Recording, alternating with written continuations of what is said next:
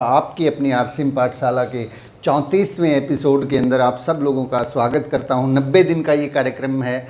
90 days का programme के अंदर आज हम 34 डेज़ की ट्रेनिंग में पहुंच चुके हैं और आज हम जिस विषय विशेष पर बात करने वाले हैं उससे पहले कि हम बातचीत शुरू करें, मैं अपना छोटा सा परिचय दे देता हूं। मेरा नाम सुनील कागसर है और मैं पेशे से एडवोकेट हूं। मैं फ़िलहाल पंजाब और हरियाणा हाई कोर्ट चंडीगढ़ के अंदर मैं प्रैक्टिस करता हूं और मेरी धर्मपत्नी अनीता जी आरसीएम बिज़नेस के अंदर कार्यरत हैं। हम सब लोग इस फैमिली बिज़नेस को मिलकर आगे बढ़ा रहे हैं। चलिए, आज एक बहुत ही महत्वपूर्ण विषय है, एक ऐसा विषय जिसके बारे में बहुत कम बातचीत की जाती है, लेकिन एक ऐसा विषय जिसके बारे में जानकारी ना होने की वजह से बहुत से लोगों का भविष्य दांव पर लगा होता है। बहुत से लोग इस इंडस्ट्री में आते हैं और इस इंडस्ट्री में आने के बाद एक छोटी छोटी गलतियां उनसे हो जाती हैं और उन गलतियों की वजह से बहुत से लोगों का भविष्य तबाह और बर्बाद हो जाता है। चलिए, आज उस विषय पर बात करते हैं। हम लोग कार्डिनल रूल्स के ऊपर बात कर रहे हैं। टॉपिक नंबर 3 है हमारा, रूल नंबर 3, कार्डिनल रूल, मौलिक रूल्स। मौलिक आप समझते हैं ना, मौलिक जिसके बिना उस चीज़ का आधार होना संभव ही नहीं है। कुछ ऐसी चीज़ें होते हैं जिसके बिना दूसरी वस्तु की कल्पना करना व्यर्थ है। जैसे कि गाड़ी को चलाने के लिए उसके अंदर ईंधन का होना जरूरी है। गाड़ी के अंदर बिना इंजन, अगर इंजन नहीं है तो वो गाड़ी नहीं हो सकती। ठीक इसी प्रकार से मौलिक नियमों के बिना ये बिज़नेस चल ही नहीं सकता। तो हमें इन मौलिक बिज़नेस की आचार संहिता भी इनको कहते हैं, बिज़नेस की आचार संहिता। आचार संहिता का पालन जब लोग करते हैं तो कामयाबियां बड़ी बड़ी मिलती हैं और आचार संहिता का पालन ना करने की वजह से नाकामयाबी भी बड़ी बड़ी मिलती हैं, सजाएं मिलती हैं। बल्कि आचार संहिता का जो लोग उल्लंघन करते हैं, आपने सुना होगा जब इलेक्शन डिक्लेयर होता है तो आचार संहिता लगती है और आचार संहिता का उल्लंघन जो लोग करते हैं उन लोगों का बहुत बार कैंडिडेचर कैंसिल हो जाता है, उन लोगों को सजाएं भी मिलती हैं, कानूनन रूप से जो है वो पुनिशेबल ऑफेंस के रूप में देखा जाता है। ठीक इसी प्रकार से आचार संहिताएं हैं ये कार्डिनल रूल्स। आचार संहिता का अगर फॉलो करेंगे तो आपको आगे बढ़ने का मौका मिलेगा। आचार संहिता का जो लोग उल्लंघन करेंगे उन लोगों का कैंडिडेचर ही रद्द हो जाता है और यहाँ तक कि उनको फिर सजाएं भी मिलती हैं। वो सोशल लेवल की सजाएं होती हैं। आरसीएम बिजनेस में कोई ऐसा पुनिशमेंट का प्रावधान नहीं है, वो सोशल, समाज अपने आप, टीम अपने आप जो है ना, और बहुत सी चीज़ें, घटनाएं ऐसी घट जाती हैं जिन जो नहीं होनी चाहिए। चलिए, आज हम जिस विषय पर बात कर रहे हैं उसका नाम है किसी भी व्यक्ति के धन, अहम व परिवार के साथ खिलवाड़ ना करें। बात बहुत सिंपल सी है लेकिन इसको समझना बहुत ज़रूरी है। किसी भी व्यक्ति के धन, अहम व परिवार से खिलवाड़ ना करें। सबसे पहला टॉपिक हम लेते हैं धन। क्या होता है ये धन और कैसे, क्या होता है ये खिलवाड़ करना? इसको बहुत बार जो है सही तरीके से अगर समझा जाए तो ये बहुत फ़ायदा दे सकता है, लेकिन इसके बारे में बहुत सारी भ्रांतियां हैं। बहुत सारे लोग जो है इस धन की बात को समझ ही नहीं पाते कि ये धन के साथ खिलवाड़ करना या धन का किस प्रकार से आरसीएम बिजनेस के अंदर इस्तेमाल करना है, इस बात के ऊपर हम बात करते हैं। देखिए, आरसीएम में ज्वाइन होने से पहले हमारे बहुत सारे रिलेशन होते हैं, बहुत से लोगों के साथ में रिलेशन होते हैं और कुछ लोगों के साथ आरसीएम बिजनेस ज्वाइन करने के बाद रिलेशंस बन जाती हैं। तो वहाँ पे समाज में जब जो सिस्टम है वहाँ पे पैसों का लेन देन आपस में चलता है। एक दूसरे को लोग उधार देते हैं, एक दूसरे की लोग जो है पैसा इधर से उधर जो है बिजनेस के अंदर डीलिंग्स होती रहती है। लेकिन नेटवर्क मार्केटिंग में ये पैसे का लेन देन, आपस में पैसे का लेन देन, एक दूसरे को उधार देना, ये बिल्कुल मना है, बिल्कुल क्रॉस है इसके अंदर। अगर आपको नेटवर्क मार्केटिंग में सक्सेस चाहिए, 100% सक्सेस चाहिए, अगर आप किसी व्यक्ति का, किसी बच्चे का, किसी डिस्ट्रीब्यूटर का भविष्य बनाना चाहते हैं तो ये काम जो है हमें तुरंत प्रभाव से बंद कर देना चाहिए।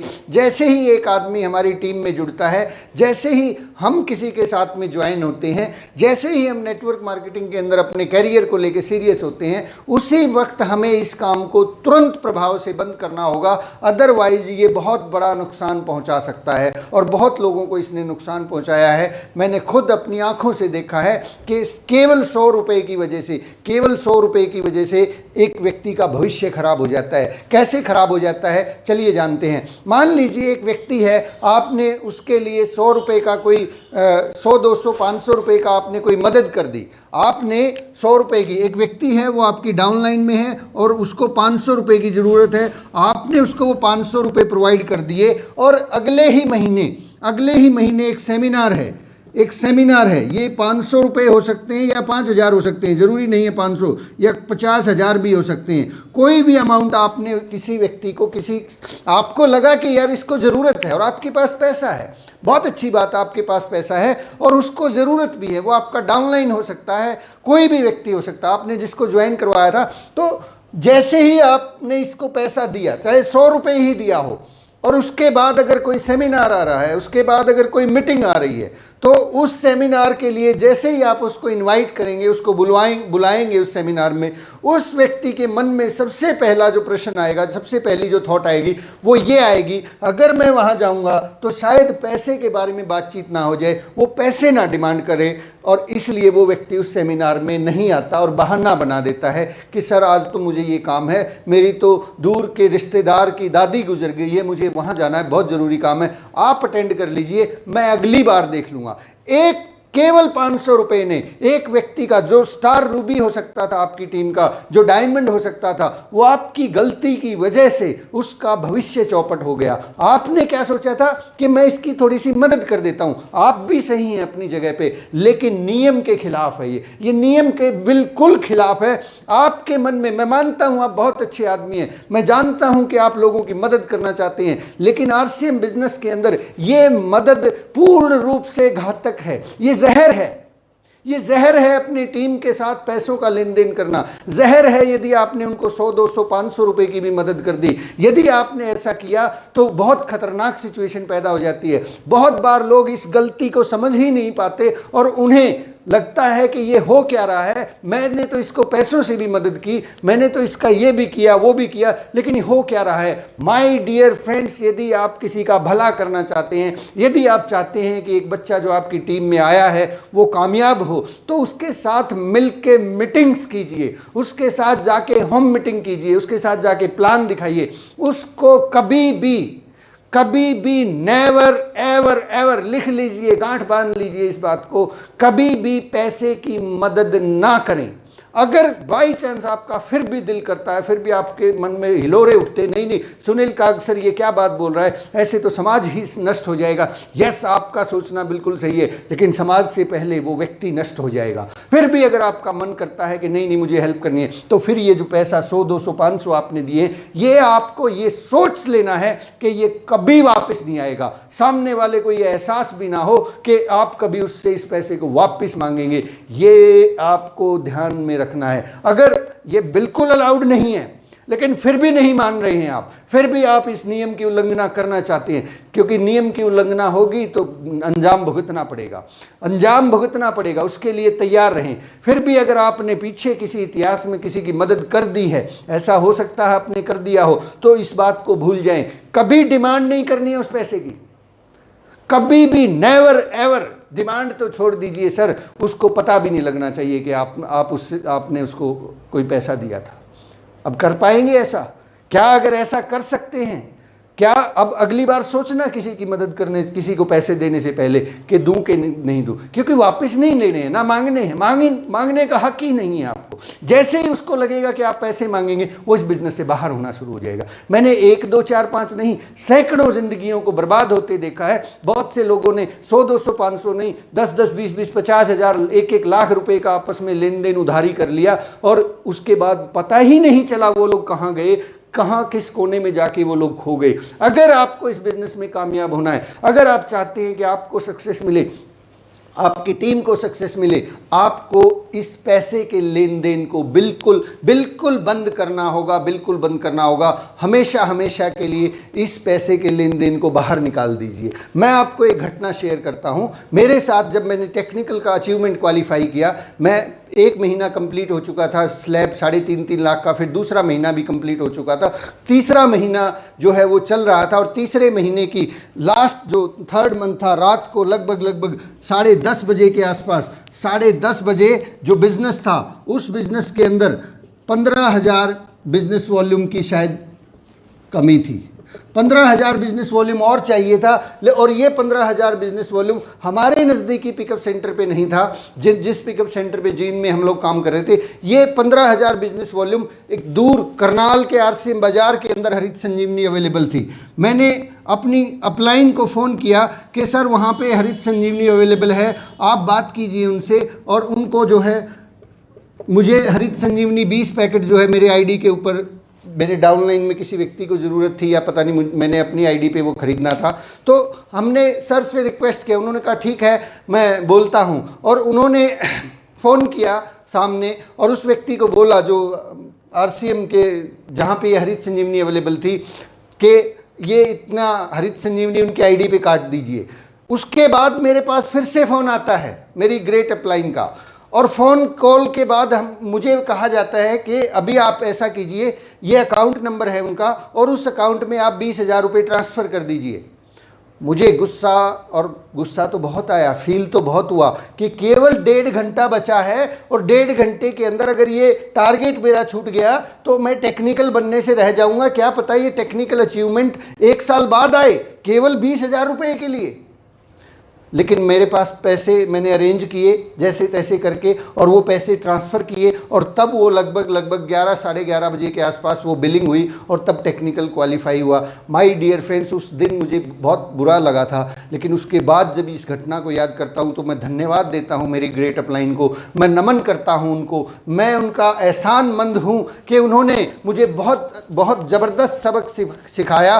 क्योंकि इसकी वजह से अगर ये छोटी सी हेल्प मुझे मिल जाती तो कल को फिर टीम के अंदर किसी व्यक्ति को, जब मेरी मदद 20,000 रुपये की हो गई, तो मैं चाहूँगा कि नीचे जो डाउनलाइन में है, जब कोई और आदमी रॉयल्टी क्वालिफाई कर रहा हो, कोई लेवल क्वालिफाई कर रहा हो, तो मैं भी खुल के पैसे फेंकता, लो भैया 10,000 रुपये पकड़ो, 1,000 रुपये पकड़ो, तुम्हारा लेवल नहीं चूकना चाहिए। और इस तरीके से लोग जो है, खराब चीज़ें डुप्लीकेट होती है सर, डुप्लीकेट होती है, ऊपर से डुप्लीकेट होती, तो मैं भी उसी तरह से बिहेव करता, आगे भी ये बात बढ़ती, और चलते चलते चलते चलते ये बात पता है कहां पे आती? ये बात आती बिगिनर के लेवल पे। बिगिनर के लेवल पे आके एक व्यक्ति का यदि बिजनेस वॉल्यूम 2-3 हज़ार से शुरू कम रहता है, तो वो लोग क्या करते, वो लोग इस आदमी का ये 2,000 का लेवल अपने पैसे से पूरा करवा देते, जैसे तैसे पूरा करवा देते, और ये आदमी बिल्कुल नया है, अब ये 2,000 के लिए ही इस बिज़नेस को छोड़ के भाग जाएगा। ये इसको हमेशा ये एहसास होगा कि इस व्यक्ति का जब इसके पास फ़ोन आएगा कि 2,000 रुपये के लिए फ़ोन आया होगा, इस व्यक्ति के पास जब भी फ़ोन आएगा कि इस मीटिंग में आ जाओ, ये नहीं जाएगा, ये सोचेगा कि 2,000 रुपये ना देने पड़ जाएँ, अभी तो मेरे पास है नहीं। और इसी शर्मो शर्म में 1, 2, 4, 5 नहीं, इसके बाद इसकी मदद भी 2,000 की हुई है, तो ये नीचे भी किसी की मदद करेगा, ये भी 500 की मदद करेगा, और ये आदमी जो है फिर उस सेमिनार में, अभी मैंने बताया ना, एक आदमी 500 रुपये की वजह से, क्योंकि उसने 500 रुपये दे रखे हैं ना उसको, वो सोचता है कि अगर सेमिनार में जाऊंगा तो वहाँ पे जाते ही 500 रुपये का जिक्र ना हो जाए, इसलिए ये घटना घटती रहती है सर। ये बहुत कमाल, ये बहुत खतरनाक चीज़ है, इससे हमें बचना होगा। मुझे ये सबक सन 2015 में मिल गया था, उसके बाद मैंने इस चीज़ को बहुत मतलब यूँ लगाइए कि इसके बाद बहुत चीज़ों को ठीक कर लिया, मैनेज कर लिया। अदरवाइज़ हम भी बहुत बड़ी गलतियां करते रहते थे, और ये आपसे भी हो रही है। आपने आज ध्यान कर लीजिएगा, आप इधर उधर नज़र दौड़ा के देख लीजिएगा, ऐसे बहुत से साथी हैं जो इस बिज़नेस को पैसों के लेन देन की वजह से छोड़ के चले गए हैं। पैसों का जो डिस्टर्बेंस है यहाँ पे, लोग जो है यहाँ पे, क्योंकि देखिए एक चीज़ बड़ी आसान है, समझ लीजिए इस बात को गहराई से समझ लीजिए कि इस बिज़नेस को छोड़ के जाना सबसे आसान काम है। BC छाबड़ा जी बोलते हैं कि इस बिज़नेस के अंदर जो सबसे आसान काम है वो है इस बिज़नेस को छोड़ देना, ये सबसे आसान काम है। और जहाँ भी पैसे का कोई भी बातचीत आती है तो लोग सबसे पहले क्या करते हैं, बिज़नेस छोड़ देते हैं। कुछ नहीं करते वो, बिजनेस को सबसे पहले छोड़ देते हैं, क्योंकि पैसा नहीं लगाना, रिस्क नहीं है, यहाँ पे रिस्क नहीं है, जीरो है, कोई बात नहीं, पैसा लगा ही नहीं, 1 साल के बाद भी छोड़ देंगे, 6 महीने बाद भी छोड़ देंगे, और 10 दिन बाद भी छोड़ देंगे, और 2 साल बाद भी छोड़ देंगे, अगर पैसे की घटनाएं घटती हैं। माय डियर फ्रेंड्स, ये जो कंटेंट है, इस कंटेंट को न केवल आप गहराई से समझें, इस चीज़ को चेक करें अपनी टीम के अंदर, कहीं ऐसी घटनाएं, किसी कोई नया डिस्ट्रीब्यूटर उसको बैठ के समझाएं। जब भी कोई आदमी नया काम शुरू करता है उसको बताएं कि आज आपके रिलेशन, आपका जो बहुत जिगरी दोस्त है, जिसके साथ आपका बहुत सा लेन देन हो रहा है, बहुत चीज़ें, उसको बंद कीजिए आगे से। अगर आप आरसीएम बिजनेस में कामयाब होना चाहते हैं तो आपको ये लेन देन, ये चीज़ें बंद करनी होंगी। अगर नहीं कर रहे हैं तो फिर आपको शिकायत करनी बंद करनी होगी, आप कभी उससे डिमांड नहीं कर सकते, क्योंकि यही वो कंटेंट है जिसकी वजह से मुझे जहाँ तक जानकारी है, हज़ारों हज़ार लोग रोज़ाना सिर्फ इस पैसे के लेन देन की 100-200 रुपये के लिए, सर बड़ी नहीं, बड़ी तो बात 10-20-50 हज़ार तो बहुत बड़ी बात हो जाती, 100-200 रुपये की वजह से बिजनेस छोड़ देते हैं। तो माय डियर फ्रेंड्स, अगर आपका कोई लेवल छूट रहा है तो छूटने दें। अगर आपके डाउनलाइन का कोई लेवल छूट रहा है, छूटने दें उसको, क्योंकि कुंभ का मेला थोड़ा ही है, 14 साल बाद आएगा, अगले महीने फिर आ जाएगा। लेकिन आज आपने जो गलती कर दी, अगर आपने आज इस तरह की गलती कर दी, तो कल को वो उस गलती को रिपीट करेगा, और वो गलती रिपीट होती चली जाएगी, और आपको पता ही नहीं लगेगा कि पूरी की पूरी टीम में ये जहर फैल चुका है, और ये जहर पूरी की पूरी टीम की रग रग के अंदर उसको ख़त्म कर देगा, हमेशा के लिए ख़त्म कर देगा। चिंता ना करें, उसको हौसला दें कि कोई बात नहीं, हम मिल के फिर से काम करेंगे, अगले महीने और ज़्यादा मेहनत करेंगे, और ज़्यादा प्लान दिखाएंगे। इस महीने अगर आपका बिगिनर छूट गया है तो अगले महीने तो हम लोग जो है ओपनर को क्वालिफाई करेंगे, चल बता कहाँ कहाँ कितनी मीटिंग करनी है, कितने लोगों से मिलना है। ये कोई तरीका नहीं है कि आप अपने लेवल से उस आदमी को कहें कि कोई बात नहीं, आप बिगिनर बनना चाहते हैं, आपका 2000 बिजनेस वॉल्यूम की कमी है, चलिए मैं ये 2000 बिजनेस वॉल्यूम पूरा करता हूँ। इससे खतरनाक कोई बात नहीं हो सकती। ये एक सबसे घटिया तरीका है एक आदमी को बर्बाद करने का, सबसे घटिया तरीका। और आपको लगता है कि आपने उसकी मदद कर दी, मदद नहीं कर दी, उस आदमी को उस राह पे डाल दिया कि अब वो कभी वापस लौट के नहीं आ पाएगा बेचारा, अब वो खुद भी खराब होएगा। उस आदमी का कैरियर चौपट कर दिया साहब हमने। इस कैरियर को चौपट होने से बचाना है। हमें ये लगता है कि हमने मदद कर दी, इस बिजनेस के अंदर ये मदद नहीं है साहब। धन की जो मदद है इस बिजनेस के अंदर, आप इसको लिख लीजिए अपने कॉपी पेन के ऊपर, धन की जो मदद है वो इज इक्वल टू जहर। ये जहर के समान है,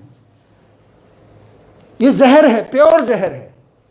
दूसरी घटना मैं आपसे शेयर करता हूं, विजय विरोधिया जी ने हमें बताया, कई बार सेमिनार में हम सुनते हैं, जब उन्होंने इस बिजनेस को शुरू किया तो उनके पास पैसे की बहुत तंगी हो गई। जब पैसे की तंगी हुई तो उन्होंने ये बात आदरणीय सुरेंद्र वत्स जी को शेयर की। सुरेंद्र वत्स जी के पास बहुत पैसा था, दे सकते थे। आज भी बहुत से लोगों को लगता है मेरी अपलाइन के पास बहुत सारा पैसा है, क्यों न वो मेरी मदद क्यों नहीं करती।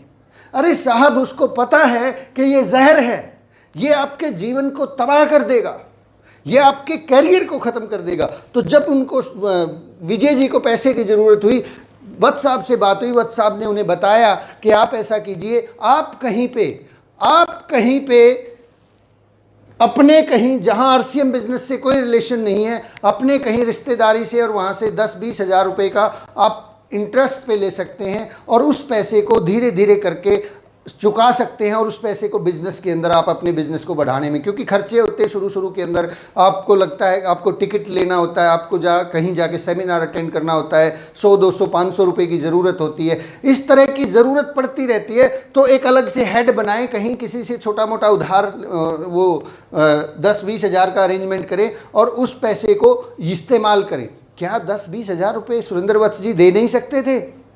सर, इतने बड़े अचीवर हैं आज विजय विजयोतिया जी।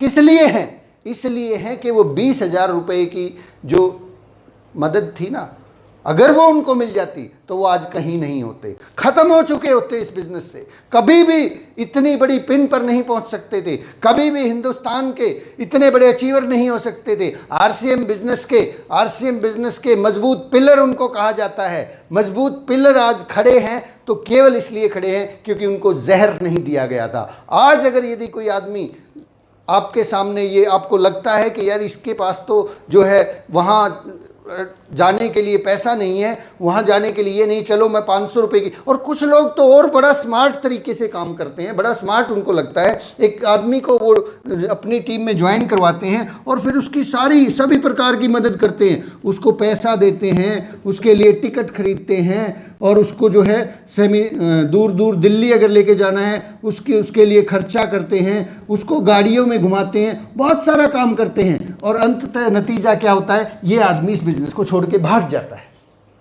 ये छोड़ के भाग जाता है। और फिर लोग कहते हैं सर ये क्या हुआ, मुझे समझ में ही नहीं आ रहा, इतना सारा मैंने उसके ऊपर पैसा खर्च किया तब भी वो काम ही नहीं कर रहा है। आपने ही उसको मजबूर किया कि वो काम ना करे।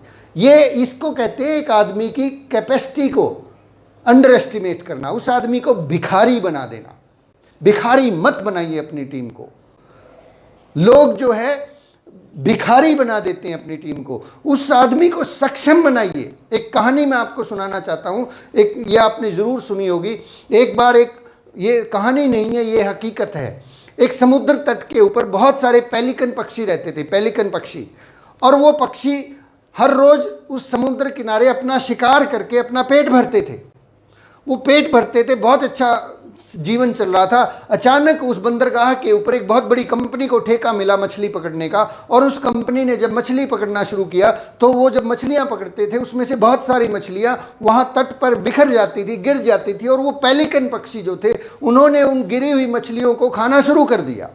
हजारों लाखों की संख्या में ये घटना हुई, शायद वो पक्षियों की संख्या कई लाख थी उस तट पर जो रहते थे। तो धीरे धीरे करके 2 साल, 4 साल, 5 साल बीत गए, 10 साल बीत गए। उसके बाद क्या हुआ, एनवायरनमेंट जो किसी वजह से, वहाँ की सरकार के नियमों की वजह से, उस कंपनी का वो जो ठेका था वो रद्द हो गया। वो पेलिकन पक्षी जो लगातार वहाँ समुद्र पर गिरी हुई मछलियाँ खाते थे और अपना परिवार बढ़ा रहे थे, करते करते उन लोगों ने वो जो मछलियाँ थी वो वहाँ से उठा के खाते रहे और परिवार बढ़ता रहा। अचानक से ठेका रद्द हो गया, कंपनी ने मछली पकड़ना बंद कर दिया, और कंपनी ने जैसे ही मछली पकड़ना बंद कर दिया एक नई समस्या पैदा हो गई। वहाँ पर जो लाखों की संख्या में पेलिकन पक्षी थे वो वहाँ पे मरना शुरू हो गए, वो मरना शुरू हो गए। और लोग हैरान थे, वैज्ञानिक हैरान थे कि क्या हुआ, ये मर क्यों रहे हैं, कितनी सारी मछलियां है समुद्र में। पहले तो कंपनी निकाल ले जाती थी, अब वो निकाल भी नहीं रही है, अब तो यहाँ पे मछलियों की तादाद भरमार है। तो शोध किया गया, पता लगा कि इन पेलिकन पक्षियों ने मछली पकड़ना छोड़ दिया था, इसलिए ये मछली पकड़ना भूल गए हैं, इनको आता ही नहीं है मछली पकड़ना। तो माय डियर फ्रेंड्स, कितनी खतरनाक घटना है। उसके बाद उसका इलाज किया गया कि दूर से बहुत सारे ऐसे पेलिकन पक्षी लाए गए और उनके बीच में उनको छोड़ा गया। जब उन्होंने मछली पकड़ना शुरू किया तब उनको देख देख के वो उन्होंने सीखा, और इस प्रकार से लाखों पेलिकन पक्षी मारे गए। बड़ी मुश्किल से वहाँ के पर्यावरण को बचाया गया। माय डियर फ्रेंड्स, ये पैसा, ये जो छोटी छोटी हमारी जो हरकतें होती हैं मदद करने की, ये ठीक वैसे ही है कि उस आदमी को बनी बनाई मछलियां पकड़ के दे देना। मछली पकड़ के ना दें, मछली पकड़ना सिखाएं। नेटवर्क मार्केटिंग की एक बहुत मशहूर कोटेशन है, मछली पकड़ के ना दें, मछली पकड़ना सिखाएं। अगर ऐसी गलती हो रही है तो माय डियर फ्रेंड्स इसको सुधारिए। बहुत बार पिकअप सेंटर्स के साथ में ये घटना होती है। आपका लेवल कंप्लीट हो रहा है, कुछ लोग पूरे के पूरे पिकअप सेंटर को खा जाते हैं, और कमाल की बात है न केवल खुद के पिकअप, मतलब अपनी ही डाउनलाइन के पिकअप सेंटर को खा जाते हैं। बहुत सख्त शब्द मेरे मुंह से निकल रहे हैं, लेकिन मैं क्या करूं, मुझे बचाना होगा आप लोगों को। मुझे आप लोगों की परवाह है। मैं नहीं चाहता कि आप लोग जो है बहुत बार टारगेट्स के चक्कर में, मैं तो बोलता हूं टारगेट के चक्कर में पड़ना ही नहीं है। ग्रोथ पर ध्यान दीजिए ना साहब, ग्रोथ पर ध्यान दीजिए। कौन सा कुंभ का मेला है जो 14 साल बाद आएगा, अगले महीने फिर से आ रहा है। पिछले महीने कोई टारगेट छूट गया, कोई बात नहीं, इस महीने फिर और ज़्यादा प्रयास करो। हाँ, कुछ तो अंदर होना चाहिए ना कि छूट गया तो क्यों छूट गया, अगली बार नहीं छूटना चाहिए। टारगेट्स के चक्कर में धन के साथ खिलवाड़ किया जाता है। पिकअप सेंटर से मैं निवेदन करना चाहूँगा, पिकअप सेंटर्स के यहाँ पे अगर कुछ लोग देख रहे हैं और पिकअप सेंटर चलाते हैं या खुद किसी पिकअप सेंटर के अंदर डील करते हैं, जब जब टारगेट्स होते हैं सबसे पहले जो है ना, बहुत से लोग उनको बलि का बकरा बनाते हैं। बहुत बड़ी बड़ी उधारियां, न केवल खुद फ़ोन कर करके सर 10,000 का इसका बिल काट देना, 20,000 का इसका काट देना, 50,000 का इसका बिल काट देना, इसका 2,000 का काट देना, और अगली सुबह मिलते ही नहीं है, कहाँ चले जाते हैं। ये एक बार, इसको कहते हैं कि सोने के अंडे देने वाली मुर्गी को एक बार ही मार के खा लिया जाए। अरे ये सेंटर हमारे लिए सोने के अंडे देने वाली मुर्गी थी, इसको एक ही टाइम में ख़राब कर दिया। इस व्यक्ति का क्या कसूर था? ये तो हमारी डाउनलाइन था, ये भरोसा करता था हमारे ऊपर, इसको तो यकीन था कि हमारी अपलाइन हमारे लिए बहुत अच्छा करेगी, इसको तो ये भरोसा था। तो माय डियर फ्रेंड्स, अगर आप पिकअप सेंटर चलाते तो भाई आपसे भी हाथ जोड़ के निवेदन है कि आप भी इस घटना को अंजाम ना होने दें, आप भी इस वहम में, इस झांसे में ना आए कि ये हमारी अपलाइन है। यस ऑफ कोर्स अपलाइन है, लेकिन धन का लेन देन आपस में, धन का जो उधार है ये जहर है। अब आप भी जहर दे रहे हो, अब आप भी इस पाप में भागीदार हो साहब। अगर आप भी ऐसा कर रहे हैं तो आपने भी उसमें भागीदारी ले ली है, आपने भी सहयोग कर दिया है। चलो छोटा मोटा चलता है कभी कभार, क्योंकि वहाँ सेंटर के ऊपर थोड़े समय के लिए कुछ चीज़ें चलती हैं, लेकिन ये क्या मतलब है कि 10-10, 20-20, 50-50 हज़ार, 1-1 लाख रुपए की उधारी आप भी दे रहे हैं और लोग भी ले रहे हैं बड़े मज़े से। वो 5-7-8% के लिए आप पूरे के पूरे पैसे को दाव पे लगा रहे हैं। 1 लाख रुपए के ऊपर आपको 8% मिलना था, लेकिन अब 1 लाख के 1 लाख कहाँ गए आपको पता ही नहीं है, कब आएंगे, यू नेवर नो। अगर आपको इस बिज़नेस को करना है, अगर आप इस बिज़नेस में बने रहना चाहते हैं, तो ये उधार ना तो सेंटर के साथ हो, ना सेंटर वाला आपके साथ हो, ना अपलाइन के साथ हो, ना डाउन लाइन के साथ हो, और क्रॉस लाइन के साथ तो संभावना ही नहीं है, वहाँ तो मतलब ही नहीं है। मुझे ध्यान है, बहुत समय नहीं हुआ है उन बातों को, 2.5 साल पहले की बात है, 2-2.5 साल पहले एक व्यक्ति खुद मेरी ही टीम से हैं, वो बहुत तेज़ी से काम कर रहे थे। एक ही महीने में उस व्यक्ति ने 100 ज्वाइनिंग लगाई। आपको यकीन होगा, 100 नई ज्वाइनिंग्स लगाई, और दूसरे ही महीने में उस बंदे ने ईगल क्वालिफाई कर दिया। खतरनाक स्पीड, बहुत ही खतरनाक। और मुझे मालूम था कि ये आदमी अगले 1 साल के अंदर अंदर टेक्निकल जाएगा। अचानक से उसके फैमिली को डिस्टर्बेंस हुई, उसके पास कुछ चैलेंज आए, और उस व्यक्ति को कुछ लाख रुपए की ज़रूरत पड़ी। उन्होंने मुझसे बात की, मुझे नियम मालूम था, मैंने उनको बैठ के समझाया कि आपको ज़रूरत है, मानता हूँ बहुत बहुत पेन में हैं आप, पीड़ा में हैं, लेकिन RCM बिजनेस के नेटवर्क मार्केटिंग के नियम इस बात को अलाउ नहीं करते हैं। मैं इस मामले में आपकी कोई मदद नहीं कर सकता। उन्होंने मुझसे कहा कि आप मदद नहीं कर सकते तो चलिए वो व्यक्ति हैं आपकी टीम में, उनको बोल दीजिए, वो मदद कर देंगे। मैंने कहा मैं ये भी नहीं कर सकता। मैं ये तो ज़रूर कर सकता हूँ, मैं उस व्यक्ति को भी फ़ोन करके कहूँगा कि ऐसी मदद कृपया ना करें, क्योंकि इस व्यक्ति के जीवन का सवाल है। लेकिन हुआ क्या, मैंने उस चीज़ को कंट्रोल कर लिया। मेरे ही डाउनलाइन के अंदर एक दूसरे व्यक्ति हैं, उनके मन में ये भावना हुई कि यार ये तो जो है ना, बंदा बहुत ग्रेट है, ये बंदा थोड़े ही दिन में रॉयल्टी और टेक्निकल हो जाएगा, चलो कोई बात नहीं, मैं मदद कर देता हूँ इसकी। और उन्होंने कर दी मदद उसकी। और उसके बाद उसका क्या हुआ आप सब लोग जानते हैं। उसके बाद उन्होंने, जिनकी मदद हुई थी, उन्होंने बिजनेस छोड़ दिया। इन दोनों के रिलेशंस खराब हुए, लाखों रुपए का नुकसान इसको हुआ। अगर काश इस घटना को वहाँ रोक लिया जाता, काश उस आदमी को ये पैसे की मदद ना की होती, तो ये आदमी आज RCM बिजनेस में, मुझे मालूम है उसकी कैपेसिटी, ये आदमी मुझसे भी आगे जा सकता था। इस आदमी की कैपेसिटी ये थी कि ये आज हो सकता है एमरल्ड लेवल पे होता और महीने के लाख रुपए कमा रहा होता। ये एक भूल जो है इस भूल ये हुई थी, मानवीय स्वभाव है, ये मानवीय स्वभाव, मन में हिलोरे मचते हैं, मन में लगता है कि नहीं नहीं ऐसा तो करना पड़ेगा, ऐसा तो मदद होनी ही चाहिए। यार ये क्या मतलब है, हम समाज में रहते हैं, ये आदमी कल को मर जाएगा, इसके बच्चे रोड पे आ जाएंगे, मुझे इसकी मदद करनी चाहिए। आपका दिल कहेगा, गवाही देगा, आपका दिल बाहर निकल के आएगा। कहते हैं ना दिल, यार ये क्या मतलब है, कलेजा बाहर को आता है एक आदमी की स्थितियों को देख के। लेकिन माय डियर फ्रेंड्स, अगर आपने ऐसा किया तो आपने उसकी मदद नहीं की है साहब, मदद नहीं की है, आपने उस आदमी को जहर दे दिया है।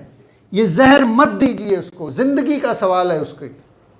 मैं इस टॉपिक के ऊपर घंटों बात कर सकता हूँ, लेकिन कहते हैं थोड़ी बातों में ज़्यादा समझ लीजिए, थोड़ी बातों में ज़्यादा समझ लीजिए इस बात को, समझ लीजिए।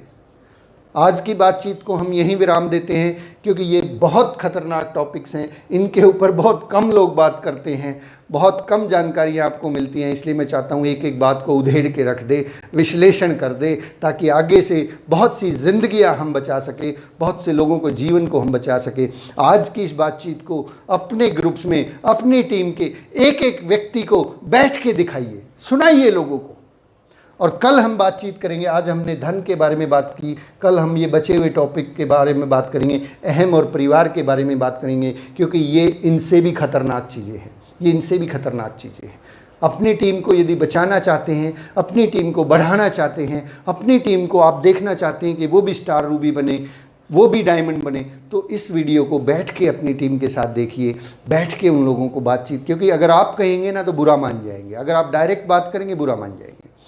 आप इस वीडियो को शेयर कीजिए। Thank you very much. जय RCM। कल फिर से मिलते हैं। लाइक कीजिए, सब्सक्राइब कीजिए, शेयर कीजिए। Thank you very much.